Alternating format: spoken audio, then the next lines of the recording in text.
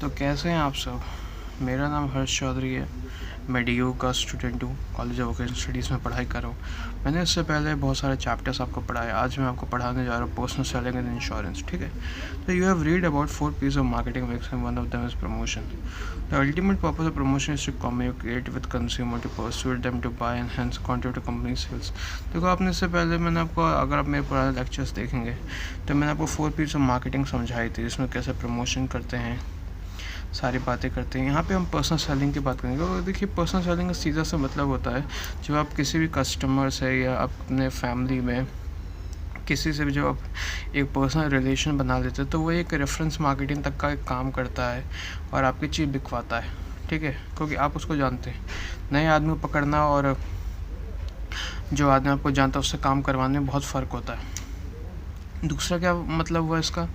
दूसरा personal selling का यही मतलब है कि क्या होता है, आपने फॉलोअप किया किसी कस्टमर के पीछे, उसने आज तो मना कर दिया, लेकिन कल आप फॉलोअप करते रहे, उसको समझ में आ गया चीज़ और उसने सामान खा लिया। तो इंश्योरेंस में जो होता है, जो एजेंट लोग जो काम करते हैं वो पर्सनल सेलिंग का ही काम करते हैं। एजेंट लोग जो होते हैं वो पर्सनल सेलिंग का ही काम करते हैं। या तो फैमिली के थ्रू वो पॉलिसी को बिकवाते हैं, या तो रिलेशन बनाते हैं कंज्यूमर से और फिर वो पॉलिसी बिकती है। The personal selling is a personal communication to sell the product.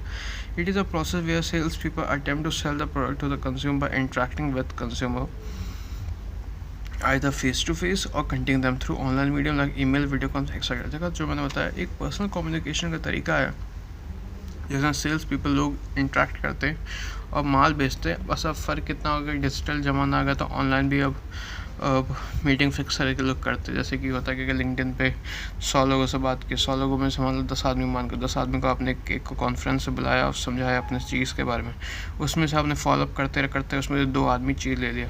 तो एक तरीके से वैसे पर्सनल सेलिंग क्या बोलते हैं, ऑनलाइन मोड पर काम करता है।